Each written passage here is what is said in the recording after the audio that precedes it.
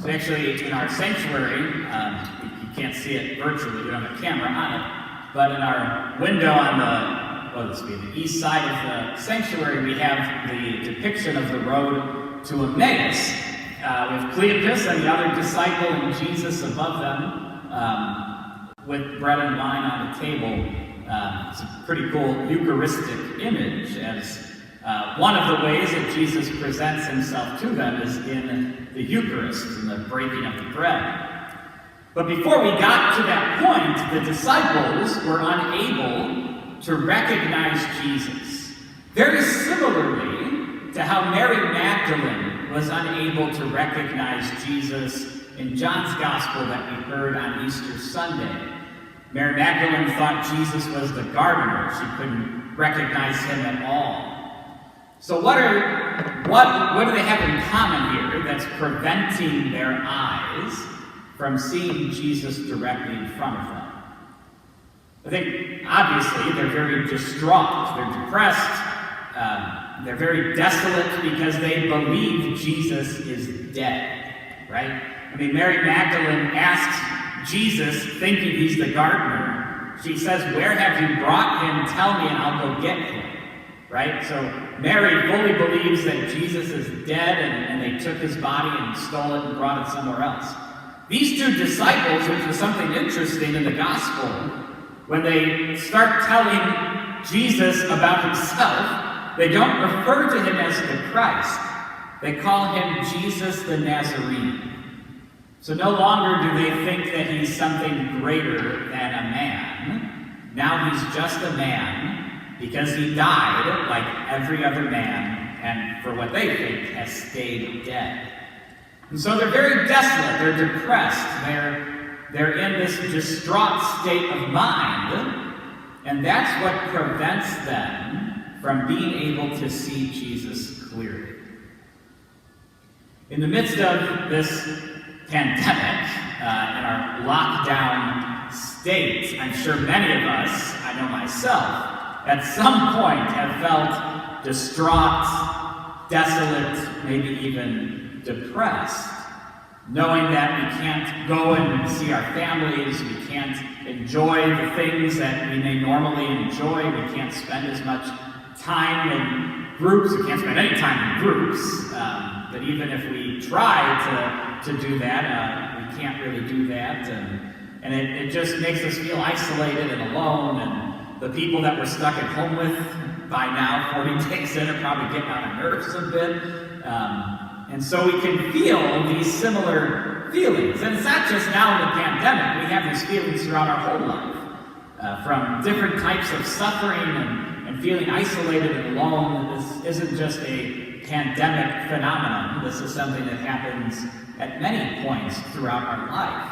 And in the midst of those feelings, we can miss Jesus working directly in front of us. From the very small ways of our family and friends reaching out to us and trying to help us, to kind of the mundane parts of life where others show us how much they love us. If it's a parent who cooks for us, or a sibling who helps us out with something, or a friend or a next-door neighbor who smiles or offers to help us in some way, maybe by going grocery shopping or whatever, to a co-worker, when we're not in pandemic mode and lockdown, a co-worker who gets us a cup of coffee because they know we like coffee. In these little ways where people show us their love for us, God is love. So whenever we experience that love, we're encountering God, who is risen from the dead.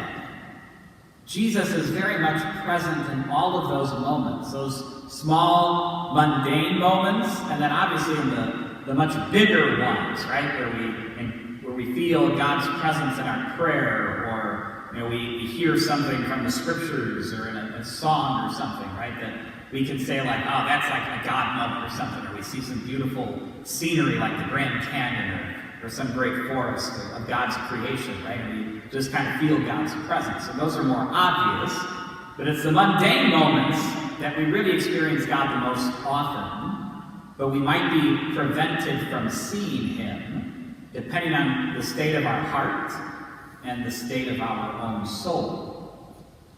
So how do we get to having those eyes that recognize God in every moment of our life? How God has been working from the beginning of creation all the way through Jesus and beyond his ascension into heaven through the works of the apostles of the early church, to see how God has been active in bringing us to eternal life, right?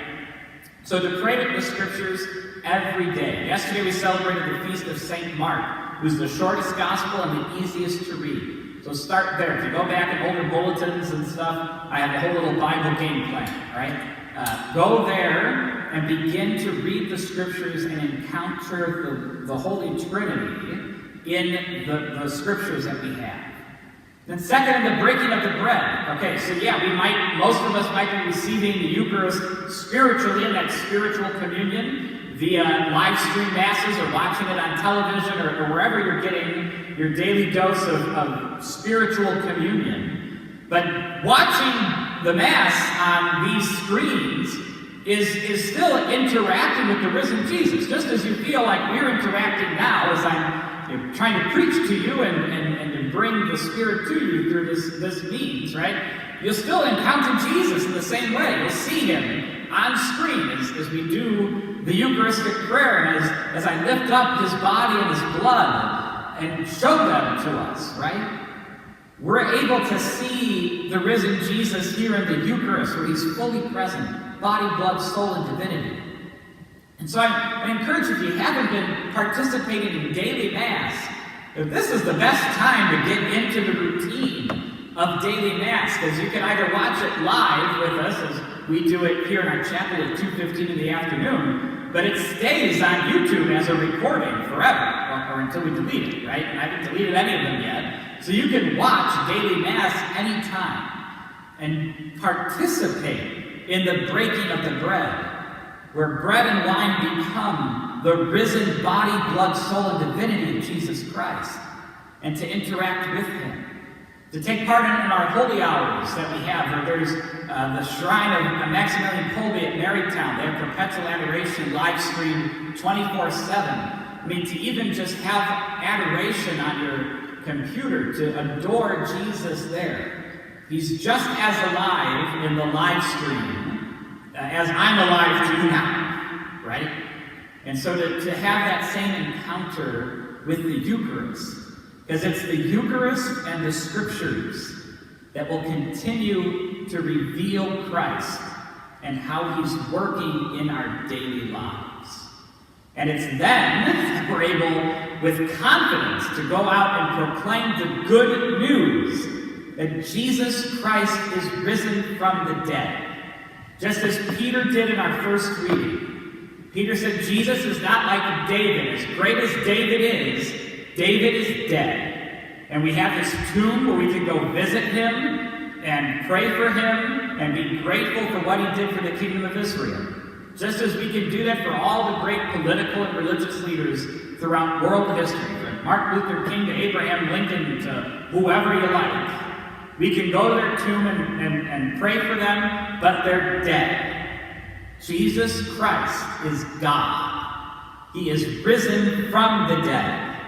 And we see him in the Eucharist every time we come to him, physically or virtually.